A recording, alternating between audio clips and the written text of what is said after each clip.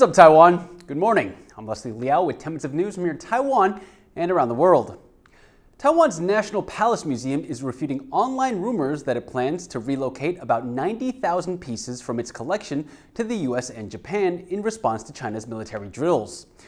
The National Palace Museum has one of the world's most extensive collections of Chinese art, most of the artifacts brought over to Taiwan from China for protection during the Chinese Civil War. The museum says the rumors are fake news and that it has no plans to relocate them.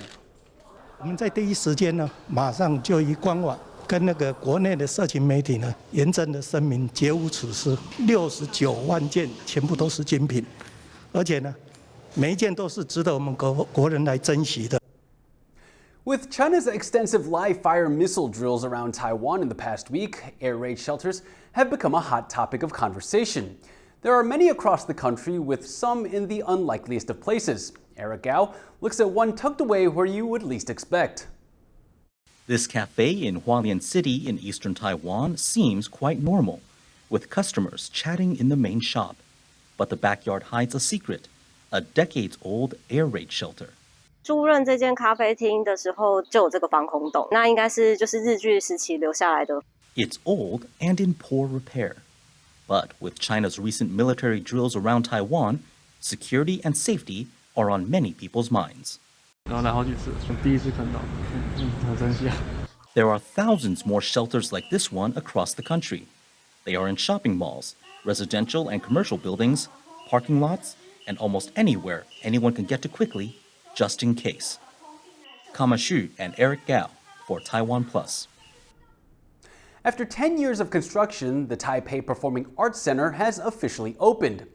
The center cost the Taipei city government $220 million to build. Construction was filled with stops and starts. At one point, the center's main contractor went bankrupt and work stopped for nearly 2 years. The center contains 3 theaters: the 800-seat Globe Theater, the 1,500-seat Grand Theater, and the 800-seat Blue Box Theater.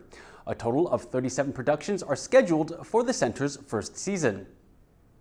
Taiwan's capital is taking a big step in the fight against plastic waste. Starting in December, Taipei will ban the use of disposable plastic cups by drink shops, the first city in the country to do so. Stores will have the next few months to use up their current cup inventories and find alternate material options. This is part of the central government's efforts to limit single-use plastic by the end of 2024. An indigenous village in Taichung is celebrating its young people with a coming-of-age ceremony, the first it's held since the COVID-19 pandemic began. As John Van Trieste reports, it marks the passing on of traditional skills and wisdom to a new generation. In the mountain village of Tugabin, the 18-year-olds are gathered to mark a milestone.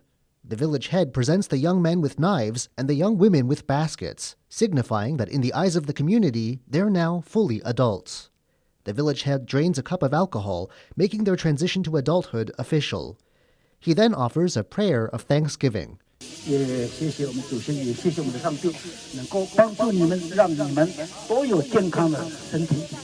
The knives and baskets aren't just symbols. Such tools have let the indigenous Atayal people survive in Taiwan's central mountains for countless generations. Before the day's done, these fresh-faced Atayal adults will need to prove they've mastered traditional survival skills. Armed with hunting guns and a knowledge of how to set traps, the men set out in search of game. The women will need to fetch water and prepare firewood to cook what the men bring back. It's a success. Before long, a mountain boar is cooking on a fire. The village hasn't held this ceremony since the COVID pandemic began. Community leaders are happy to have it back.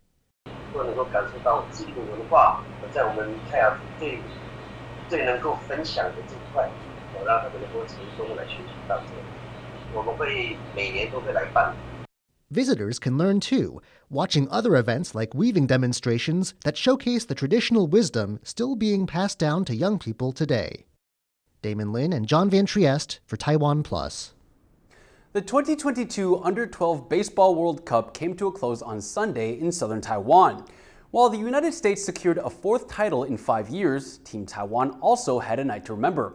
Our reporter Ken Ning has more. Fielders right. That ball is hit high and deep and gone! The moment Taiwan's starting pitcher Wu Shenzhi hit a 3-run homer to right center field at the bottom of the second innings, giving Taiwan a 4-2 lead. Wu's big hit meant Taiwan was in pole position, but rain over the venue in the southern city of Tainan meant the game was soon delayed for 2.5 hours. When play resumed, Dominican third baseman Marlon Polanco quickly smashed a 3-run homer to left field to put the visitors back up 5-4. But it was Taiwan who ultimately managed to come out on top, scoring another 5 runs to close out the tie led by pitcher Cho Yun-zhou, who closed out the game with 3 scoreless innings to seal the victory 9-5. The result meant that Taiwan's under-12s secured third place, the highest they could finish after losing to the eventual champions from the United States last Friday. This year's U12 Baseball World Cup was hosted by Taiwan and saw 11 teams competing for the title. And whilst Taiwan didn't come out on top this time, its team still gave the fans plenty to cheer. Alex Chen and Ken Ning for TaiwanPlus. It takes a keen eye to restore paintings to their original beauty. Here in Taiwan, there's one man who takes his love of nature and uses it to bring artwork back to life. Here's his story.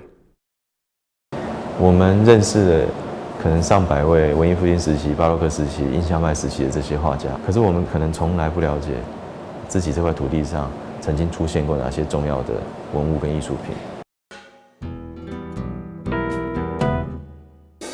不会是所有教堂里面的文物，或者是所有庙里面的这些画上去的啊，或者是这些装饰的物件都是艺术品。但是在庙堂里面，在这个教堂里面，绝对会有艺术品。文化还有艺术这个东西，实际上是很容易打动一个人心的。一路上面就遇到很多贵人，在意大利其实实际上我总共有2个师傅嘛。那第一位师傅就是最基本的师徒的方式在带，我觉得在基础功的训练上面非常需要。到了第2个师傅这边，就 Stefano Scarabelli 这个全世界最有名的修复师之一，让我看到怎么样去经营一间好的公司，怎么样去做这些顶级的画作。然后美国在纽奥良那边修复过 Katrina 风灾之后的这些物件，然后在荷兰就遇到阿姆斯特丹美术馆10年大修的那一段期间，所以修复了非常非常多荷兰非常重要的油画。当你有了坚实的基本功，然后还有累积了相当多的丰富的经验之后，你手作的能力自然就会变强。但我们其实基本上一贯的态度就是，你在处理文物修复的手法要多，并不是拘泥于某一项。推广修复到整体的这个社会之中，不但能够帮台湾用艺术品、用文物的角度重新找到定位，实际上也可以找到不同。我们跟世界的不同在哪里？从欧洲回到亚洲，你可以感觉到亚洲它是飞快的在前进，基本上是不断在爆发能量的一个地方。但我在想的是，越快的速度，越快的网路，让人更难了解自己是谁。这个东西是我从修复工作里慢慢看到的。修复应该这样讲，它其实基本上是一段不断学习的一段历程。Thank you for watching What's Up Taiwan. Remember to download the TaiwanPlus app for more stories from Taiwan and around the world. Finally today, we leave you with images of the traditional mowing championships in Lithuania. The competition promotes the use of scythes as a way to slow down in the fast-paced world.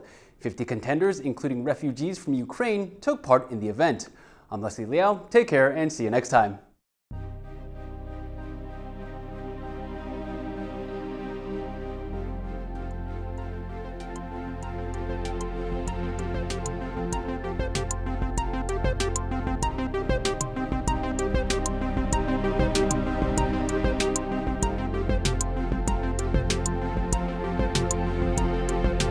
In a changing world, when voices are being silenced, TaiwanPlus is listening. We tell those stories. No compromise, no boundaries, no fear.